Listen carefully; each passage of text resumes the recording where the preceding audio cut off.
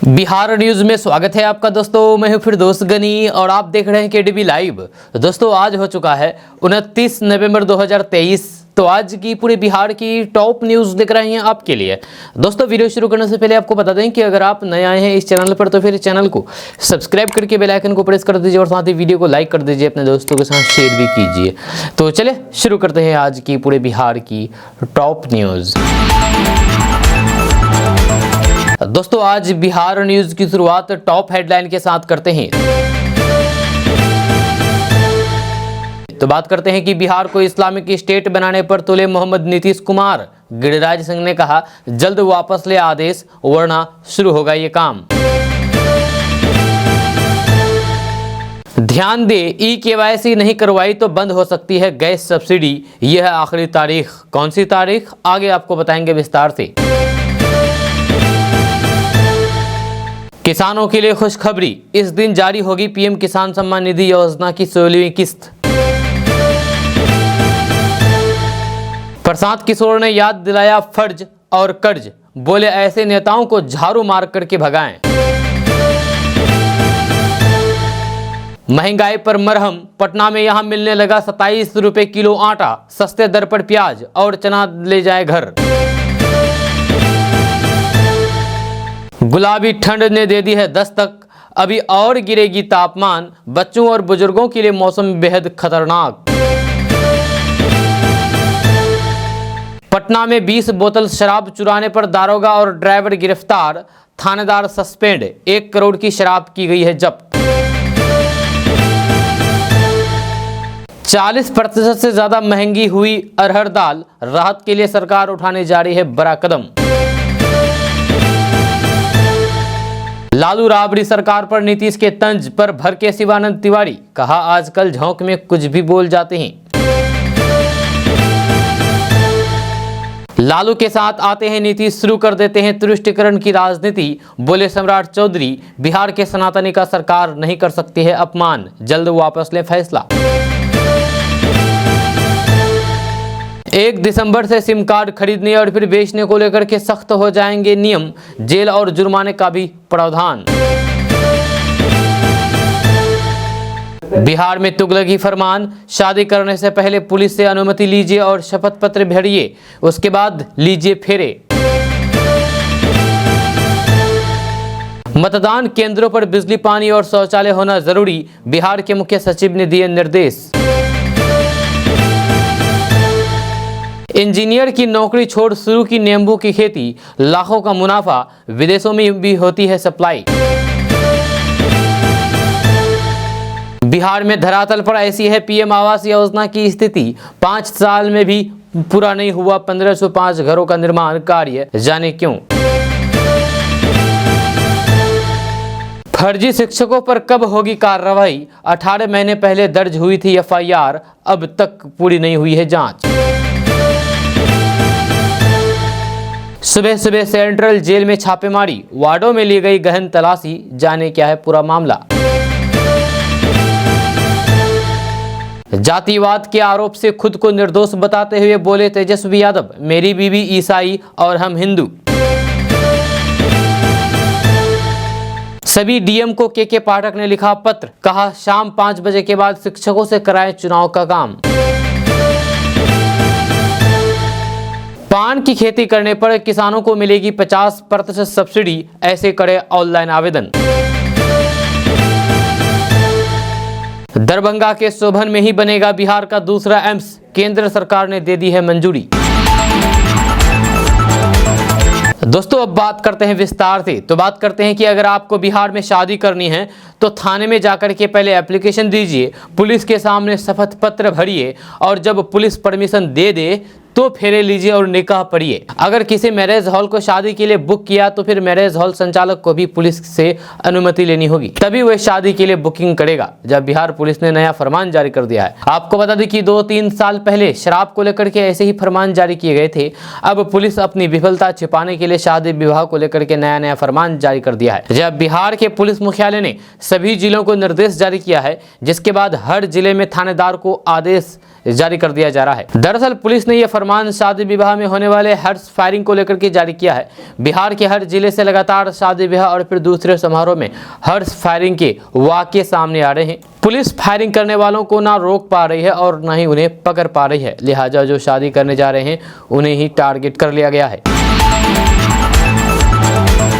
दोस्तों, आम आदमी को राहत पहुंचाने के लिए सरकार बड़ा कदम उठाने की तैयारी है। जब सरकार अरहर दाल की अपनी खरीद को बढ़ाकर के 8-10 लाख टन करने की तैयारी में है। जब पहले ही कुछ लाख टन अरहर दाल खरीदने की योजना थी। अरहर दाल की खरीद को बढ़ाकर के सरकार इसकी कीमतों को काबू में रखना चाहती है। जब सरकार ने अरहर दाल की खरीद बढ़ाने की तैयारी ऐसे समय में किया है जब अरहर दाल के पैदावार क्षेत्र में गिरावट आई है और इसका प्रोडक्शन कम रह सकता है। इकोनॉमिक टाइम्स की रिपोर्ट में ये बात एक सीनियर ऑफिसर ने कही है। अरहर दाल के रिटेल प्राइस यानी कि खुदरा दाम पिछले साल के मुकाबले 40% से ज्यादा बढ़ गए हैं। जब पिछले साल अरहर दाल की कीमत 112 रुपए प्रति किलो थी, जो इस साल बढ़कर के 158 रुपए प्रति किलो पर पहुंच गई है। दोस्तों, बात करेंगे कि बिहार में जन सुराज पद यात्रा कर रहे प्रशांत किशोर ने मंगलवार को एक बार फिर से लोगों को जागरूक करने का प्रयास किया है। उन्होंने बिहार को सबसे ज्यादा भूखमरी और बेरोजगारी वाला राज्य बताते हुए फर्ज और कर्ज याद दिलाया है। उन्होंने ऐसे नेताओं को झाड़ू मार करके बाहर करने की बात भी कही है जो लोगों को रोजगार और अच्छी शिक्षा नहीं दिला पा रहे हैं। दरअसल प्रशांत किशोर अपनी पद यात्रा के तहत मंगलवार को मधुबनी जिले के बिस्फी प्रखंड में पहुंचे थे। जब प्रखंड के अलग अलग गाँव में जाकर के उन्होंने लोगों को संबोधित करके जागरूक करने का प्रयास किया। प्रशांत किशोर के संबोधन के 2 वीडियो सोशल मीडिया पर शेयर किए जा रहे हैं। जब पहले वीडियो में सुना जा सकता है कि प्रशांत किशोर ने कहा है कि देश में सबसे ज्यादा गरीब है आप, देश में सबसे ज्यादा पिछड़े हैं आप, सबसे ज्यादा भुखमरी और बेरोजगारी वाले राज्य है बिहार, लेकिन यहाँ के आदमी की आंख नहीं खुल रही है। उन्होंने कहा है कि इसीलिए आपके और फिर हमारे बच्चों को ये भुगतना पड़ रहा है, इसीलिए ये पैदल चल रहे हैं। अपना घर परिवार छोड़ करके अपना फर्ज समझ करके जीवन में अगर भगवान ने हमको शक्ति बुद्धि दी है तो फिर ये सोच करके आए हैं कि इस मिट्टी का कर्ज है। जहाँ प्रशांत किशोर ने कहा है कि कम से कम एक बार प्रयास करके देखें, गांव-गांव जाइए, आपको हाथ जोड़े समझाएं जगाएं कि अरे मेरे भाई अपने लिए नहीं तो फिर कम से कम एक बार अपने बच्चों के लिए जगो। नहीं जगोगे तो फिर इसी बदहाली में जीवन बीत जाएगा, यही बताने आए हैं। एक अन्य वीडियो में प्रशांत किशोर कह रहे हैं कि आपके वोट की कीमत नाली गली नहीं है। जहाँ आपकी वोट की कीमत 4 किलो अनाज नहीं है, आपकी वोट की कीमत है आपके बच्चों को रोजगार और पढ़ाई। जब इसे कम पर सौदा कीजिएगा तो आप कभी भी गरीब से नहीं निकल पाइएगा। जो उन्होंने कहा है कि अगर इस पर सौदा होगा तो तय कीजिएगा कि आपके बच्चे को रोजगार और पढ़ाई ना मिले तो जो नेता है, चाहे आपकी जात का ही क्यों ना हो, आपकी पार्टी का ही क्यों ना हो, उसको झाड़ू मार करके बाहर भगाइए। आपके बच्चे की किस्मत तभी बदलेगी। आपको बता दें कि जनसुराज के प्रमुख प्रशांत किशोर ने 28 नवंबर को बिस्फी प्रखंड की में पद यात्रा की, जहां वे जफरा से पैदल यात्रा शुरू करके सिमरी, रथोस, तीसी, नुरचक होते हुए बिस्फी पहुंचेंगे। दोस्तों, बात करते हैं कि देश भर के गरीब किसानों के लिए सरकार नई नई योजनाएं लाती रहती है। इसी बीच प्रधानमंत्री किसान सम्मान निधि योजना की 16वीं किस्त का इंतजार कर रहे किसानों के लिए खुशखबरी है। आपको बता दें कि 15 नवंबर 2023 को बिरसा मुंडा की जयंती पर प्रधानमंत्री नरेंद्र मोदी ने पीएम किसान सम्मान निधि योजना की 15वीं किस्त को जारी कर दी थी। इसके बाद अब किसानों को 16वीं किस्त का इंतजार है। मिली जानकारी के अनुसार आपको बता दें कि पीएम किसान सम्मान निधि योजना की 16वीं किस्त सरकार अगले साल 2024 की फरवरी या फिर मार्च महीने में जारी कर सकती है। हालांकि सरकार ने किसी प्रकार का कोई भी आधिकारिक ऐलान नहीं किया है। ऐसे में अगर आप भी गरीब किसान हैं और फिर पीएम किसान का लाभ लेना चाहते हैं तो फिर केवाईसी और फिर भूखे लेखों का सत्यापन फटाफट करवा ले। ये दोनों ही कार्य योजना का लाभ पाने के लिए जरूरी है। आपको बता दें कि देश में गरीब किसानों को आर्थिक सहायता पहुंचाने के लिए भारत सरकार प्रधानमंत्री किसान सम्मान निधि योजना नामक एक शानदार स्कीम का संचालन कर रही है। इस स्कीम के अंतर्गत हर साल किसानों के खाते में 6,000 रुपए की आर्थिक सहायता प्रदान की जाती है। नीतीश सरकार ने तीसरी बार तुगलकी फरमान जारी किया है। मैं कहना चाहता हूं कि जिस तरह से हिंदुओं की छुट्टियों को शिवरात्रि जैसे महापर्व, जन्माष्टमी जैसे महापर्व की छुट्टियों को काट दिया गया है और ईद बकरीद की छुट्टी जो मुसलमानों को दी जाती है उसकी संख्या बढ़ा दी गई है, इससे साफ मालूम चलता है कि नीतीश सरकार बिहार में इस्लामी धर्म के आधार पर काम कर रही है। ये बातें बेगूसराय के सांसद और केंद्रीय गृह मंत्री गिरिराज सिंह ने कही है। दरअसल बिहार सरकार ने सोमवार की शाम बिहार के सरकारी स्कूलों में अगले साल होने वाले छुट्टियों की सूची जारी कर दिया है। यह शिक्षा विभाग ने इसका नोटिफिकेशन निकाला है। इसमें लिखा गया है कि शिक्षा के अधिकतर अधिनियम के तहत बाध्यता है कि प्रारंभिक विद्यालयों में कम से कम 220 दिन की पढ़ाई हो, या इसे विशेष तौर पर ध्यान में रख कर के 224 दिन के लिए स्कूलों में छुट्टी घोषित की जा रही है। लेकिन बिहार सरकार ने अपने स्कूलों में बच्चों को कम से कम 220 दिन पढ़ाने के लिए ईद और बकरीद की छुट्टी बढ़ा दी है, जबकि हिंदुओं की छुट्टियों को कम कर दिया है। इसके बाद इसको लेकर के भाजपा काफी हमलावर हो गई है। ऐसे में इस आदेश को लेकर के गिरिराज सिंह ने कहा कि नीतीश सरकार बिहार को इस्लामिक धर्म के आधार पर काम करने को मजबूर कर रहे हैं, जिसे सहज स्वीकार भी नहीं किया जा सकता है। ये कहीं से भी उचित नहीं है। जिस तरह से हिंदुओं की छुट्टियों को शिवरात्रि जैसे महापर्व, जन्माष्टमी जैसे महापर्व की छुट्टियों को काट दिया गया है और ईद बकरीद की छुट्टियों जो कि मुसलमान को दी जाती है, ये उचित नहीं है। इसके अलावा गिरिराज सिंह ने यह भी कहा है कि बिहार के कटिहार, पूर्णिया, अररिया और किशनगंज जैसे जगहों पर शुक्रवार को स्कूलों में छुट्टी रहती है। मुझे तो ऐसा लगता है कि पूरे बिहार में इस्लामिक स्टेट की तरह शुक्रवार को ही छुट्टी देने की योजना बनाई जा रही है। ये सरकार जिस तरह से हमारे छुट्टियों को काटने का काम किया है, यदि इसे वापस नहीं किया जाता है तो फिर इसका खामियाजा नीतीश कुमार को देना होगा। ये नीतीश कुमार नहीं कहलाएंगे, बल्कि ये मोहम्मद लालू यादव और मोहम्मद नीतीश कुमार कहलाएंगे। आपको बता दें कि बिहार सरकार ने अपने स्कूलों में बच्चों को कम से कम 220 दिन पढ़ाने के लिए ईद और बकरीद की छुट्टी बढ़ा दी है। दोस्तों, बात करते हैं कि बिहार के पूर्व डिप्टी सीएम और राज्यसभा सांसद सुशील कुमार मोदी ने कहा है कि भाजपा ने बिहार में जातीय सर्वे कराने से लेकर के आरक्षण की सीमा बढ़ाने वाले विधेयक तक हर स्तर पर समर्थन किया है, लेकिन पार्टी को बदनाम करने की साजिश के तहत राजद कांग्रेस ने आरक्षण सीमा बढ़ाने के विरुद्ध हाईकोर्ट में जनहित याचिका दायर कर दी है। सुशील कुमार मोदी ने कहा है कि देश पर 55 साल राज करने वाली कांग्रेस ने काका कालेकर समिति से मंडल आयोग तक हमेशा पिछड़ों दलितों के आरक्षण का विरोध किया और राजद ने 2001 में पिछड़ों को आरक्षण दिए बिना बिहार में पंचायत चुनाव कराए थे। जब पंचायतों में पिछड़ों को आरक्षण तब मिला जब भाजपा और सहयोगी दलों की सरकार बनी। उन्होंने कहा कि जब बिहार की कर्पूरी ठाकुर सरकार ने पिछड़े वर्गों को नौकरी में पहली बार 27% आरक्षण दिया था, तब कांग्रेस सत्ता से बाहर थी और जनसंघ सरकार में शामिल था। सुशील कुमार मोदी ने कहा कि पिछड़े गरीब परिवार से आने वाले प्रधानमंत्री नरेंद्र मोदी ने सामान्य वर्ग के गरीबों को 10% आरक्षण देने के लिए आरक्षण की 50% की अधिकतम सीमा तोड़ करके जो रास्ता दिखाया, बिहार ने उसी का अनुसरण किया है। उन्होंने कहा है कि गरीब, पिछड़े और फिर वंचित वर्गों के साथ खड़ी भाजपा को राजद कांग्रेस बर्दाश्त नहीं कर पाते, इसलिए वे कोर्ट कचहरी के जरिए राजनीति शुरू करते हैं। उन्होंने कहा कि नीतीश कुमार का ये कहना सही है कि 2005 के पहले दलितों पर कोई ध्यान नहीं दिया जाता था।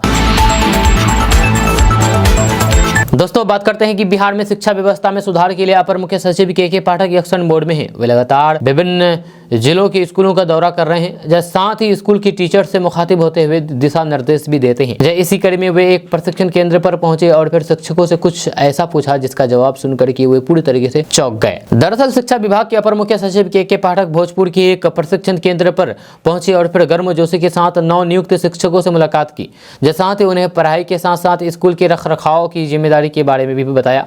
हालांकि वहां मौजूद शिक्षकों से जब के पाठक ने पूछा है कि आप लोगों में से कौन अरवल जिले से हैं, तो फिर किसी टीचर का भी हाथ नहीं उठा। इसके बाद अपर मुख्य सचिव के पाठक ने जब ये पूछा है कि यूपी वाले कितने शिक्षक हैं, तो सभी टीचर्स ने हाथ खड़े कर दिए, जिसे देख करके वे दंग रह गए। इस प्रशिक्षण केंद्र पर बिहार की कोई भी टीचर नहीं थी। जिसके बाद उन्होंने पूछा है कि आपको बिहार में कैसा लग रहा है, तो फिर सभी ने अच्छा बताया और कहा कि बिहार के बारे में जो भी गलतफहमियां थी वह दूर हो गई है।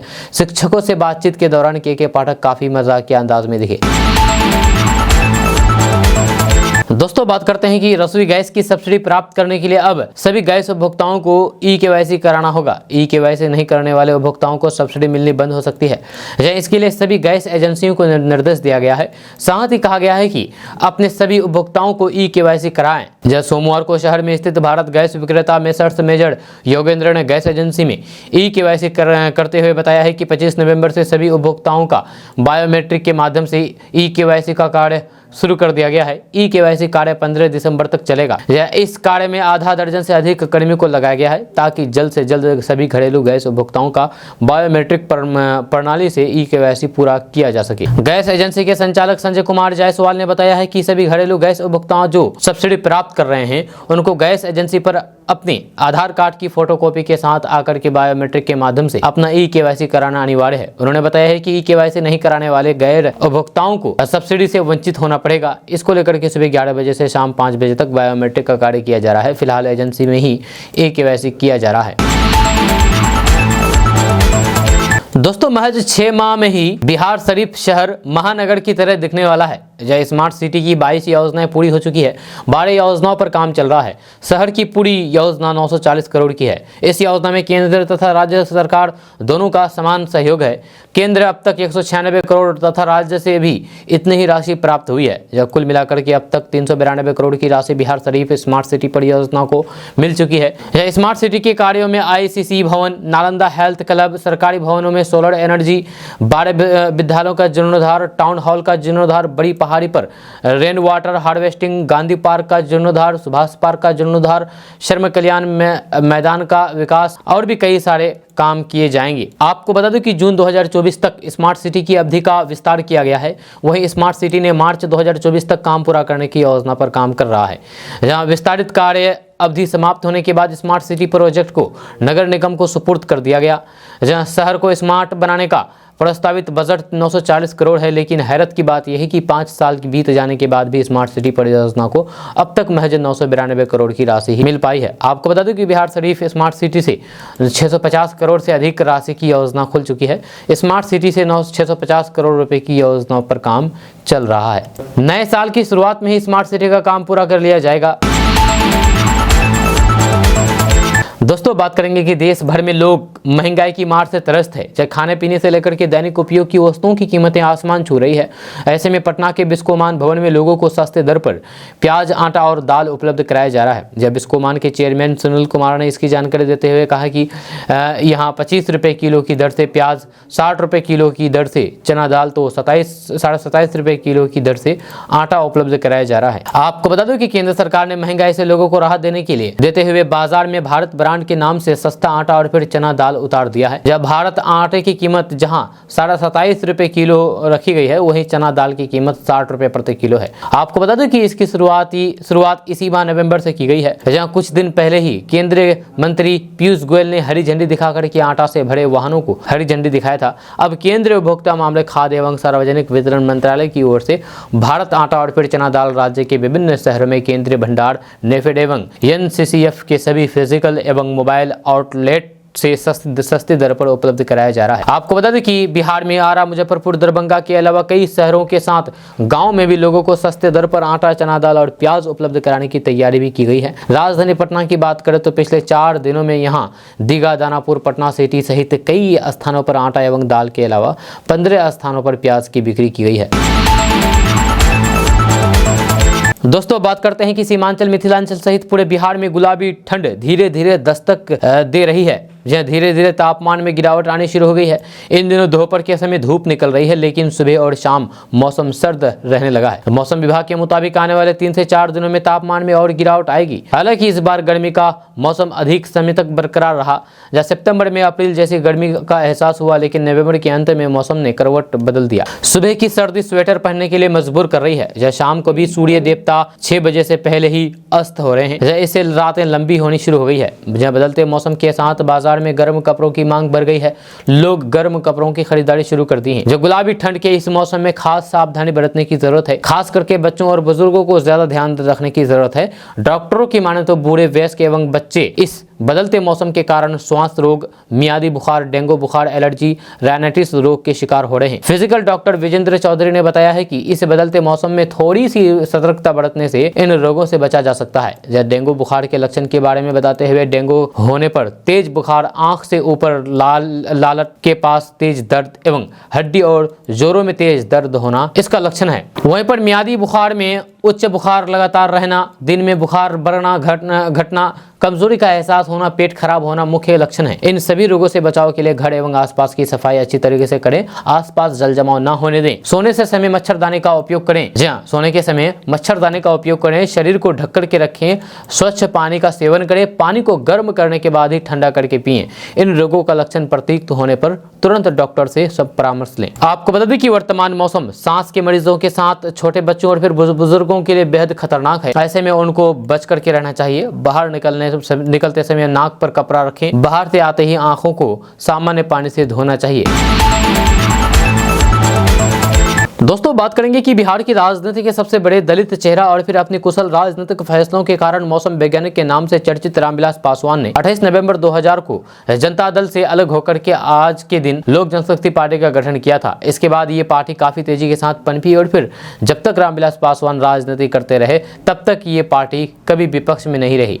लेकिन अब इन पार्टी का नाम और फिर चुनाव चिन्ह दोनों अस्तित्व में नहीं है। इसके बावजूद भी पार्टी का स्थापना दिवस मनाने की होड़ मची है। दरअसल लोजपा से अलग होकर के अपनी अपनी पार्टी बनाने वाले रामविलास पासवान के भाई पशुपति कुमार पारस और उनके पुत्र चिराग पासवान दोनों ने कल मंगलवार को लोजपा का स्थापना दिवस मनाने की घोषणा की थी। ऐसे में ये सवाल उठ रहा है कि कहीं ये पार्टी चाचा भतीजे की राजनीति महत्वाकांक्षा की भेंट तो नहीं चढ़ गई है, क्योंकि रामविलास पासवान के निधन के बाद उनकी पार्टी का नाम और चुनाव चिन्ह डिसॉल्व कर दिया गया है। ऐसे में सवाल फिरते हैं कि जिस राजनीतिक दल का आज अस्तित्व ही नहीं है, आखिर क्यों उसके स्थापना दिवस मनाने की होड़ लगी है। आपको बता दें कि 8 अक्टूबर 2020 को रामविलास पासवान का निधन हो गया था। उनके निधन के 1 साल बाद ही उनकी बनाई हुई पार्टी लोजपा 2 हिस्सों में बट गई थी। लोक जनशक्ति पार्टी को चुनाव आयोग ने भले ही डिसॉल्व कर दिया हो, लेकिन दोनों राजनीतिक दल अलग अलग नाम से मैदान में हैं। ऐसे में चाचा पशुपति पारस की पार्टी राष्ट्रीय लोक जनशक्ति पार्टी और भतीजे चिराग पासवान की पार्टी लोक जनशक्ति पार्टी रामविलास कल 28 नवंबर मंगलवार को पुरानी लोजपा 24वां स्थापना दिवस मनाया। दोस्तों बात करेंगे कि बिहार बोर्ड परीक्षा समिति 3 दिसंबर 2023 को डॉक्टर राजेंद्र प्रसाद की जयंती को मेधा दिवस के तौर पर मनाएगा। इनमें बिहार बोर्ड 10वीं और 12वीं परीक्षा 2023 की 120 टॉपर्स को सम्मानित किया जाएगा।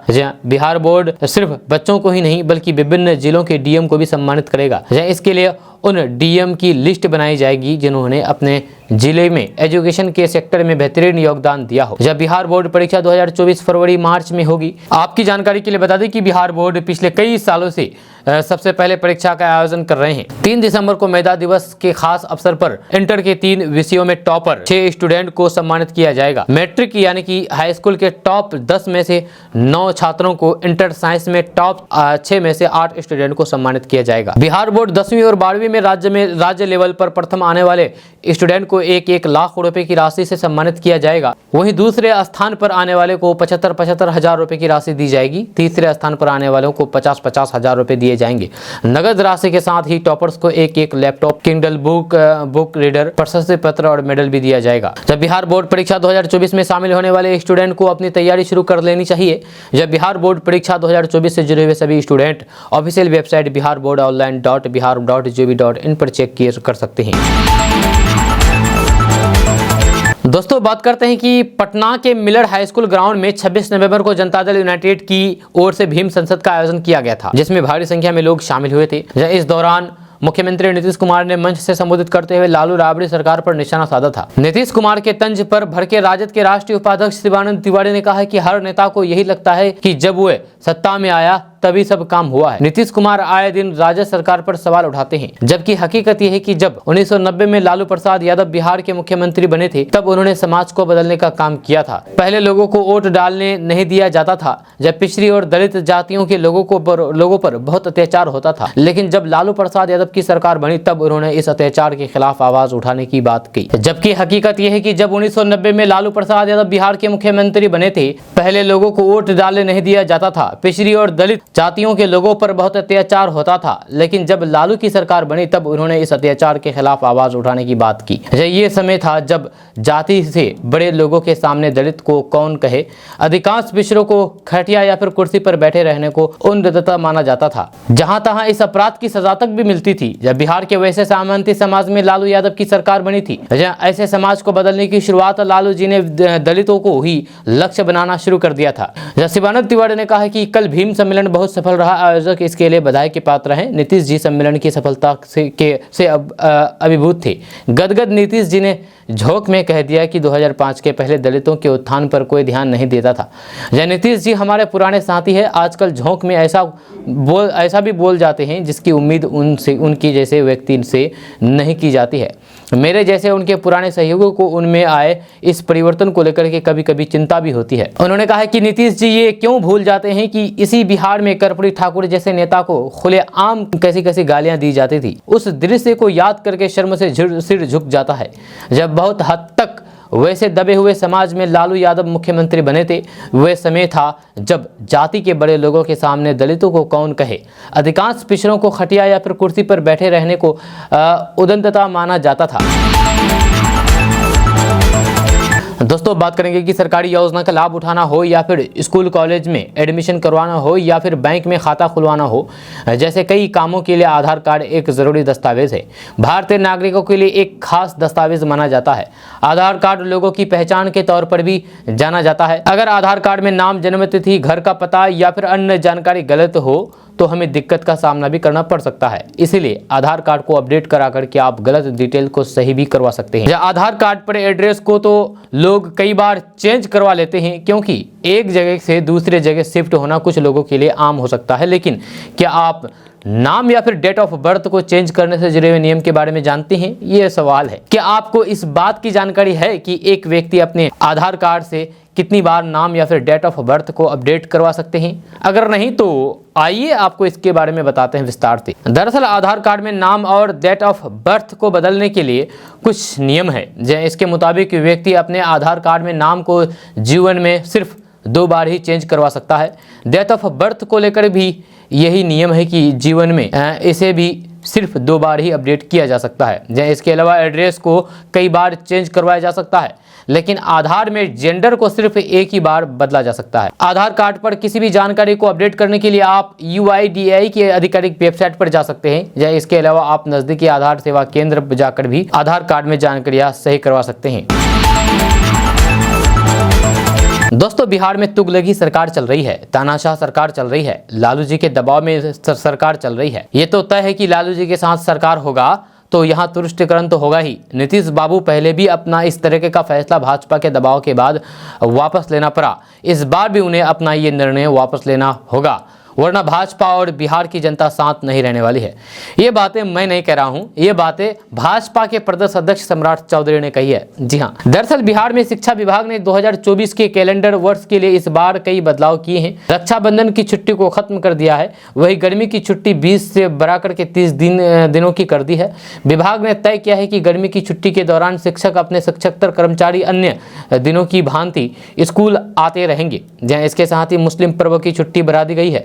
ऐसे में अब इसको लेकर के भाजपा समेत सहयोगी दलों के नेता भी सवाल उठा रहे हैं। इसी कड़ी में भाजपा के बिहार प्रदेश अध्यक्ष सम्राट चौधरी ने नीतीश सरकार पर सवाल उठाया है। सम्राट चौधरी ने कहा है कि बिहार में तुगलकी सरकार चल रही है, तानाशाह सरकार चल रही है, लालू जी के दबाव में सरकार चल रही है। ये तो तय है कि लालू जी के साथ सरकार होगा तो ये तुष्टिकरण तो होगा ही, लेकिन सनातन को आप अपमानित नहीं कर सकते हैं। बिहार की आबादी का लगभग 83% लोग सनातनी हैं, तो आप उन्हें अपमानित नहीं कर सकते, इसलिए आपको ये निर्णय वापस लेना चाहिए। ये कहना है सम्राट चौधरी का, जो बिहार के बीजेपी प्रदेश अध्यक्ष हैं। दोस्तों मोबाइल सिम खरीदने और बेचने को लेकर के नियमों में बदलाव होने जा रहे हैं। ये बदलाव 1 दिसंबर से होने जा रहे हैं। अब सिम खरीदने और बेचने को लेकर के नियम 1 दिसंबर से सख्त हो जाएंगे। नियमों का उल्लंघन करने पर जेल के साथ भारी जुर्माना भी लग सकता है। नए नियम के मुताबिक अब सिम बेचने वालों को डीलर्स का वेरिफिकेशन होना जरूरी शर्त होगा, या डीलर्स को नए सिम बेचने के लिए रजिस्ट्रेशन करवाना भी जरूरी होगा। जी हाँ, आपको बता दें कि डिपार्टमेंट ऑफ टेलीकम्युनिकेशन द्वारा लाए गए इस नए नियम के तहत सिम कार्ड बेचने वालों को ग्राहक के ठीक तरह से KYC होने का खास ख्याल रखना होगा। इसके साथ ही कोई भी एक साथ ना तो ज्यादा सिम खरीद सकता है और ना ही इसे बेचा जा सकता है। नए नियम के तहत दोनों पर ही प्रतिबंध लगा दिया गया है। इसके अलावा एक ID पर सीमित संख्या में ही सिम कार्ड इशू हो सकते हैं। अगर इन तमाम नियमों का ख्याल नहीं रखा गया तो फिर आपको जेल भी जाना पड़ सकता है। ध्यान रहे कि सभी पॉइंट ऑफ सेल्स यानी POS यानी कि सिम विक्रेता को 30 नवंबर की तारीख तक रजिस्ट्रेशन कराना अनिवार्य होगा। अगर किसी भी तरह से इस नियमों का उल्लंघन किया जाता है तो फिर उस पर 10 लाख रुपए तक का जुर्माना लगाया जा सकता है। वही गंभीर मामले में जेल तक जाना पड़ सकता है। दरअसल सितंबर महीने में ही DOT ने फर्जी सिम कार्ड बेचने वालों पर नकेल कसते हुए 2 सर्कुलर जारी किए थे। इन सर्कुलर में भारत में सिम कार्ड बेचने और इस्तेमाल करने के नियमों को बदलाव किया गया था। नए नियमों से फर्जी सिम कार्ड बेचने वालों पर नकेल कसेगी। यह नए नियमों के मुताबिक थोक में सिम कार्ड जारी नहीं किए जाएंगे। सिम कार्ड बंद होने के 90 दिनों के बाद ही नंबर किसी और व्यक्ति को दिया जाएगा। केवल व्यावसायिक कनेक्शन के जरिए ही थोक में सिम कार्ड खरीदे जा सकेंगे। दोस्तों, परिवहन विभाग ने मुख्यमंत्री प्रखंड परिवहन योजना की अधिसूचना जारी कर दी है। जिला मुख्यालय के प्रखंडों को छोड़कर के बचे हुए 496 प्रखंडों में योजना के तहत प्रति प्रखंड 7 लाभुकों को बस की खरीद के लिए 5 लाख रुपए अनुदान दिया जाएगा। जब विभागीय जानकारी के अनुसार योजना के तहत लाभुकों के चयन के लिए प्रखंडवार एवं कोटिवार वरीयता सूची बनाई जाएगी। जब इसमें जाति के बाद वरीयता का आधार मैट्रिक के शैक्षणिक योग्यता होगी। जहाँ अधिकतम अंक वाले को वरीयता दी जाएगी। जहाँ अंक समान होने पर अधिक उम्र वाले को वरीयता मिलेगी। योजना का लाभ पाने के लिए आवेदन ऑनलाइन प्राप्त किए जाएंगे, जिसका लिंक परिवहन विभाग की वेबसाइट पर उपलब्ध रहेगा। आवेदन के साथ जाति प्रमाण पत्र, आवासीय प्रमाण पत्र, मैट्रिक योग्यता का प्रमाण पत्र, आधार कार्ड और फिर ड्राइविंग लाइसेंस की प्रति भी देनी होगी। जहाँ इसके बाद आवेदक को एक यूनिक नंबर दिया जाएगा। खरीदे गए वाहनों को 5 साल तक बिना अनुमंडल पदाधिकारी की लिखित स्वीकृति के लिए बेची नहीं जा सकेगी। जब विभाग के अनुसार तैयार वरीयता सूची के आधार पर लाभुकों के चयन के लिए 3 सदस्यीय चयनित समिति बनाई जाएगी।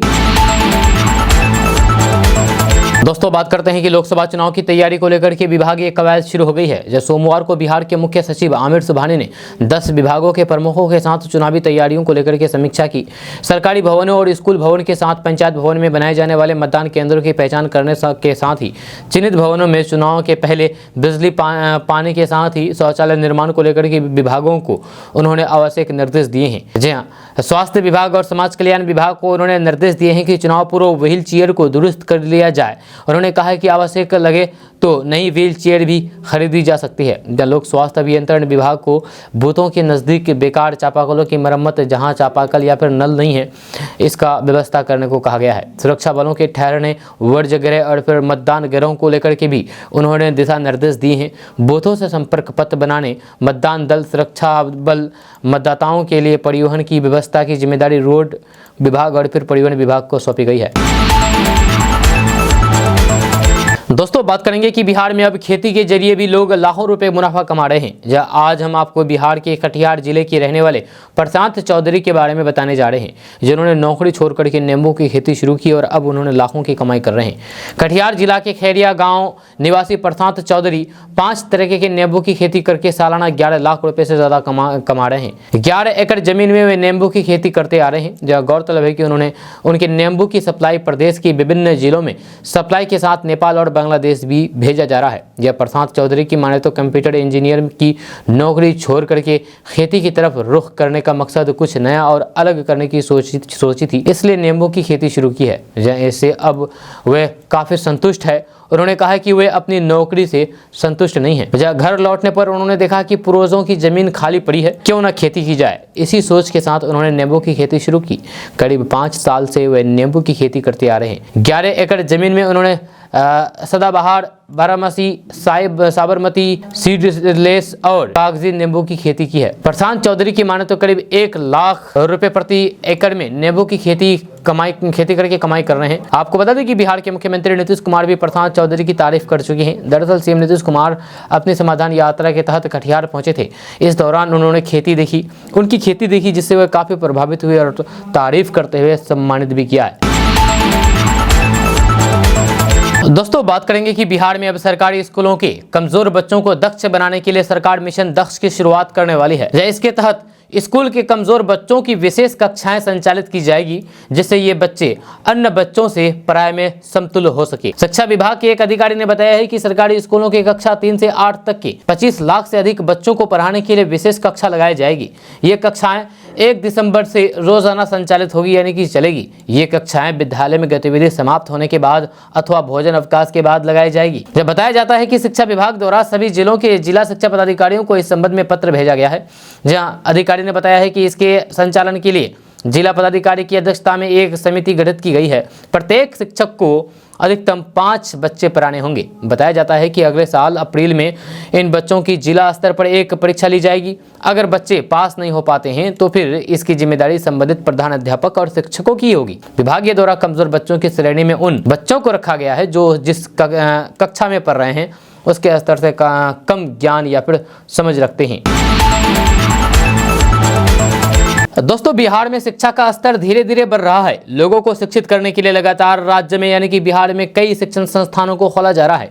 जब कोरोना महामारी के दौरान WHO के आगाह पर पटना के पश्चिम पाली नगर में SK Mandal group of institute के द्वारा Krishna institute of higher education की शुरुआत की गई है। वहीं इन संस्थानों में प्रवेश लेने के लिए यानी कि एडमिशन लेने के लिए हर साल प्रवेश परीक्षा का आयोजन किया जाता है। इस बार भी प्रवेश परीक्षा का आयोजन किया जा रहा है। दरअसल राज्य के यानी कि बिहार के विकास में शिक्षा और फिर स्वास्थ्य बहुत ही अहम भूमिका निभाती है। कोरोना वैश्विक महामारी के दौरान WHO ने भी पूरी दुनिया को आगाह किया था और कहा था कि स्वास्थ्य के क्षेत्र में अभी से कई गुना ज़्यादा काम करने की ज़रूरत है और चिकित्सा सेवा को मजबूत करने के लिए चिकित्सा शिक्षा का सबसे ज़्यादा महत्वपूर्ण भूमिका है। इसी को ध्यान में रखते हुए SK Mandal group of institute Patna के द्वारा Shri Krishna institute of higher education पश्चिम पटेल नगर पटना का स्थापना किया गया था।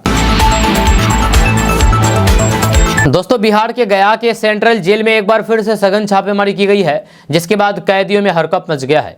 हालांकि छापेमारी के दौरान कोई भी आपत्तिजनक सामग्री जेल के वार्ड से नहीं मिली। ये रेड मंगलवार की सुबह सुबह पड़ी है, जब वार्डों में कैदी सुबह के दिनचर्या में लगे थे। इस छापेमारी में सदर SDPO city DSP Parasnath Sahu समेत कई थानों की पुलिस शामिल थी। मिली जानकारी के अनुसार मंगलवार की सुबह गया सेंट्रल जेल में छापेमारी की गई। ये छापेमारी करीब 1.5 घंटे तक चली। सुबह के करीब तकरीबन 6 बजे शुरू हुई छापेमारी करीब 7:30 बजे तक चली। इस दौरान जेल के कई वार्डों की सघन तलाशी ली गई। हालांकि तलाशी के दौरान कोई भी आपत्तिजनक वस्तु नहीं मिली है। तो दोस्तों आज का न्यूज़ बस यहाँ तक। कैसा लगा आपको नीचे कमेंट बॉक्स में कमेंट करके ज़रूर बताइएगा। अगर आप हमारे चैनल पर नए आए तो फिर चैनल को सब्सक्राइब करके बेल आइकन को प्रेस कर दीजिए और साथ ही वीडियो को लाइक कर दीजिए, अपने दोस्तों के साथ शेयर भी कीजिए। तो चलिए मिलते हैं फिर नेक्स्ट वीडियो के साथ। तब तक के लिए जय हिंद, जय बिहार।